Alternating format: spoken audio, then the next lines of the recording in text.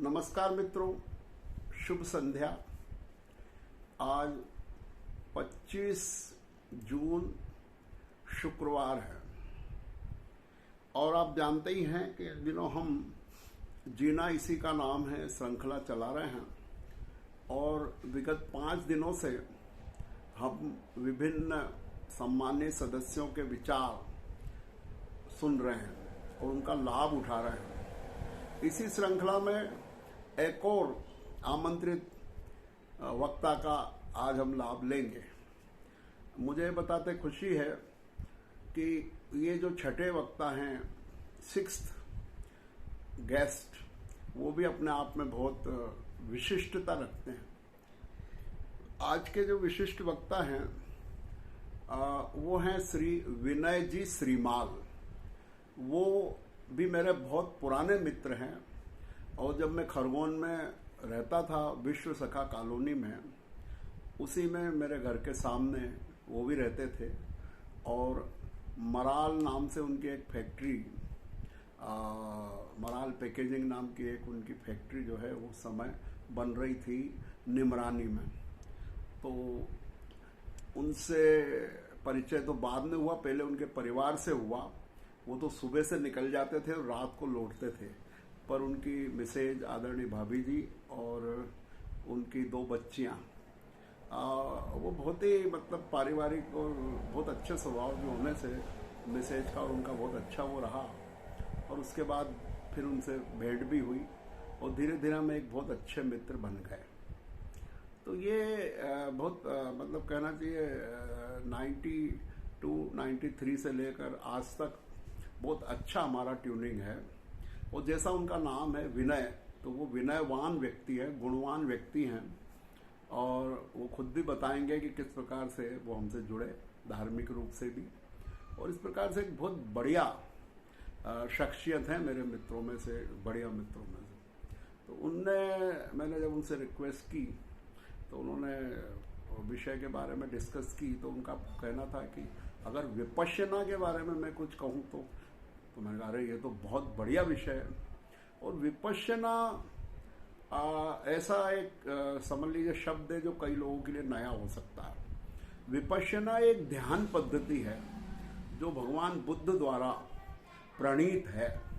भगवान बुद्ध और महावीर समकालीन रहे हैं और जैसा मैं पहले भी किसी लेक्चर में कह चुका हूं कि दोनों श्रमण संस्कृति के नायक हैं। एक वैदिक संस्कृति, एक श्रमण संस्कृति।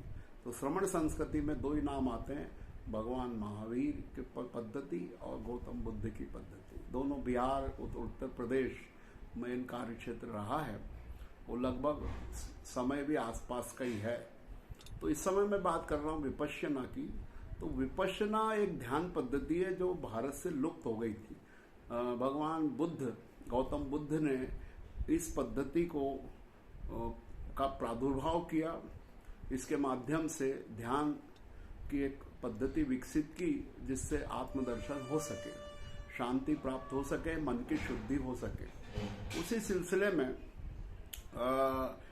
मैं जैसा थोड़ा सा पर्यटन करता हूँ, जाता हूँ तीर्थ यात्राओं पे, तो बहुत पुरानी बात है, 15-1 साल तो हो ही गए होंगे। जब मैं जबलपुर गया था मेरी पीएचडी के सिलसिले में, मैं यात्राएं कर रहा था, तो उसी दौरान छिंदवाड़ा से मेरा जबलपुर आना हुआ। तो जबलपुर में वो है पीसनहारी की मड़िया जी। तो उसको बहुत अच्छे मड़िया जी कहते हैं। जबलपुर का एक बहुत बढ़िया जैन तीर्थ है, पहाड़ी के ऊपर बना हुआ। उस मड़िया जी के दर्शन किए, वहीं ठहरा मैं। और उसी के नीचे एक ब्रह्मचारी आश्रम भी है, उसी के साथ एक पुस्तकालय भी है, यानी कि बुक स्टोर भी है, पुस्तक की दुकान भी है जो कि वहाँ मिलती है धार्मिक पुस्तक। तो वहाँ मैंने आत्मदर्शन नामक पुस्तक देखी। तो वो आत्मदर्शन सत्यनारायण जी गोयन का द्वारा लिखी हुई थी। मुझे उसका शीर्षक और अंदर की बातें जो है बहुत पसंद आई, तो मैंने वो पुस्तक क्रय कर लिया। वो पुस्तक लेके मैं आया।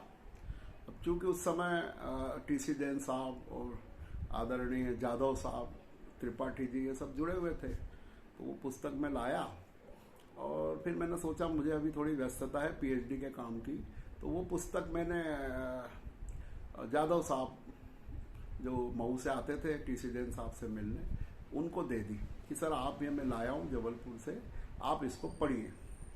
वो पुस्तक महू ले जाकर उन्होंने पढ़ी, तो 2 दिन या 1 दिन बाद ही उनका फोन आया कि अरे ये पुस्तक गजब है, मैं आपसे मिलना चाहता हूँ।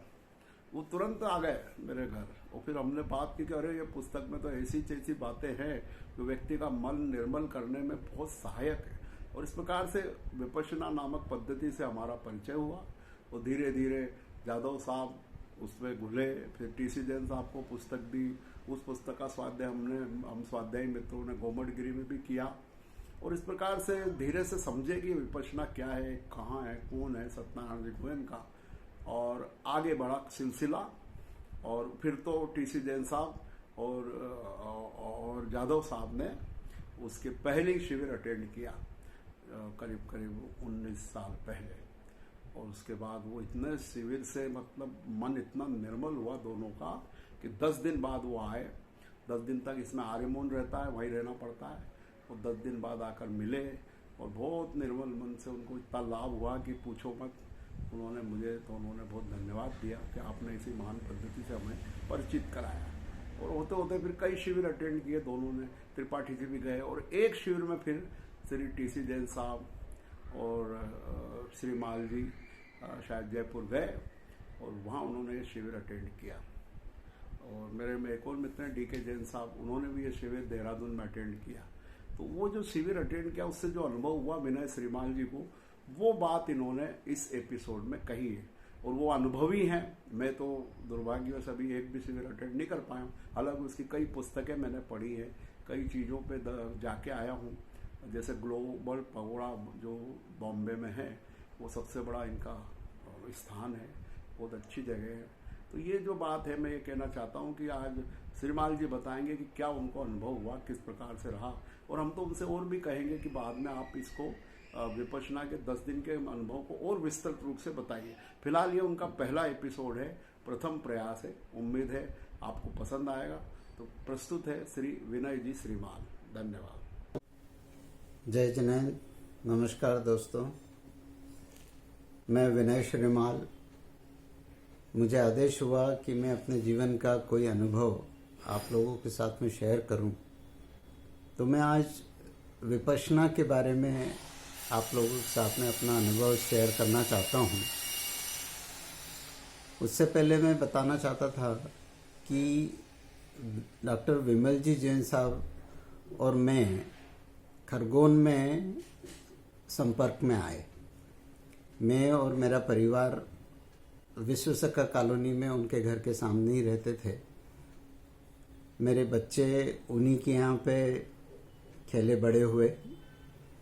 विमल जी ने मुझे एक भाई की तरह, एक मित्र के तरह अपना प्यार दिया। वो एक गुरु की तरह मुझे व्यवहारिक और धार्मिक मार्गदर्शन भी दिया। विमल जी के यहाँ पे जब भी शासकीय कोई छुट्टी आती थी तो टीसी जैन साहब, लड्डू साहब, पारस जी, वो उनके सभी मित्र वहाँ पे इकट्ठा होते थे। तब मैं उनसे पूछता था कि आप लोग किस विषय में चर्चा करते हैं। तब श्री जैन साहब ने बताया कि हम लोग जैन धर्म का स्वाध्याय करते हैं।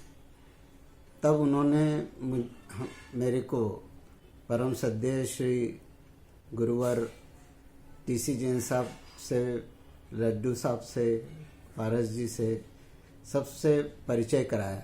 तब से हम लोग धर्म मित्र बन गए।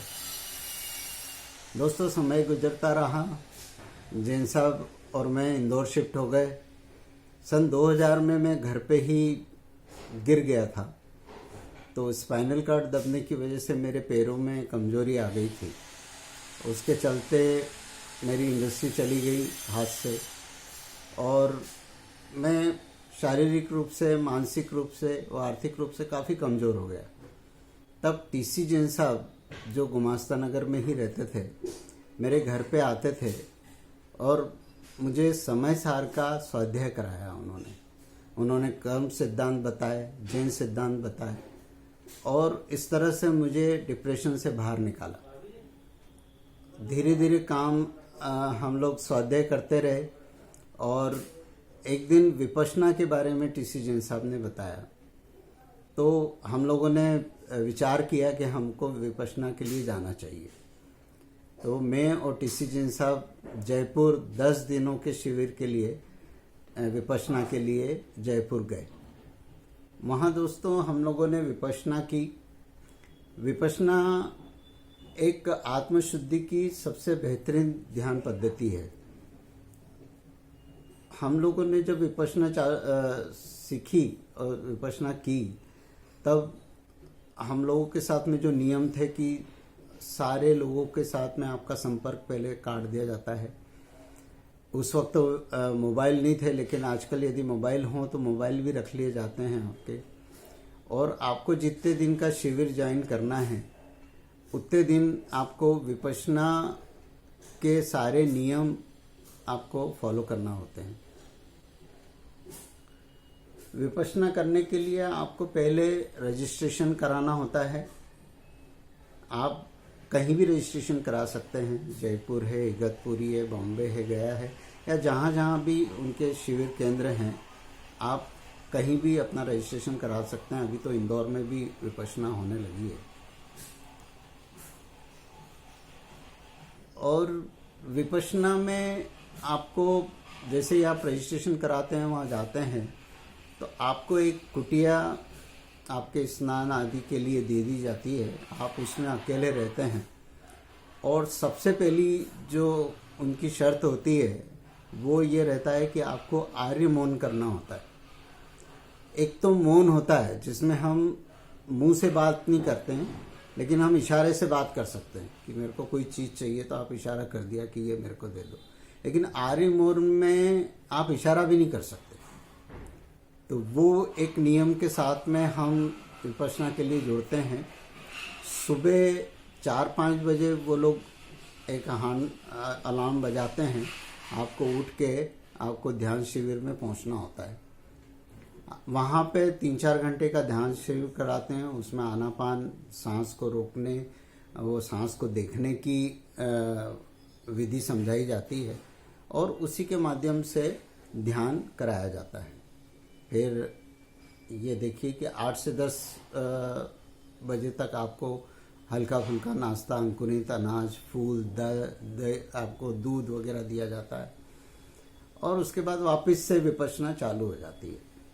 इस तरह 3-4 घंटे का फिर से उनका एक शिविर अलग अलग उस पर होता है। आपको शरीर को देखना होता है, उसमें साक्षी भाव से आपको अपने शरीर को देखना होता है। कोई भी सुख दुख, कोई भी विचार आपके मन में आ रहे हैं, उनको सिर्फ आपको साक्षी भाव से देखना है और सिर्फ ये सोचना है कि ये अनित्य है, ये आएंगे और चले जाएंगे। उससे एक फ़ायदा होता है कि हमारे सारे कर्मों की निर्जरा होती जाती है। और वहाँ पे खाना भी आपको बिल्कुल स्वास्थ्य दिया जाता है ताकि आपका कोई भी खाने में विकार पैदा ना हो। और शाम को जब शिविर का समापन होता है पहले दिन का, तब फिर सत्यनारायण गोयनका जी की स्पीच होती है। उसको वो विपश्यना के बारे में सारा चीज़ें उनको उसमें समझाया जाता है और अगले दिन का क्या प्रोसीजर होगा, क्या आपको ध्यान में आपको और क्या क्रियाएं करना होगी, वो सब समझाई जाती है। मैं विपश्यना के लिए हमारे गुरुवर श्री टीसी जैन साहब और डॉक्टर विमल जी जैन साहब का बहुत बहुत आभारी रहूँगा कि उन्होंने इस बारे में, इस ध्यान विधि के बारे में मुझे बताया, जिससे मुझे काफ़ी लाभ हुआ। मैं डिप्रेशन से बाहर आया। मैंने किसी को भी दोष देना बंद कर दिया। सारे कोई भी चीज़ यदि सुख या दुख आता है तो मैं अब उसको अपने साक्षी भाव से देखता हूँ कि ये आएगा और चला जाएगा। और अपनी बात यहीं पे ख़त्म करता हूँ। ज्ञान वर्णिका में मुझे स्थान देने के लिए श्री विमल जी जैन साहब का बहुत बहुत धन्यवाद। इसी के साथ मैं अपनी बात समाप्त करता हूँ। जय जिने, नमस्कार।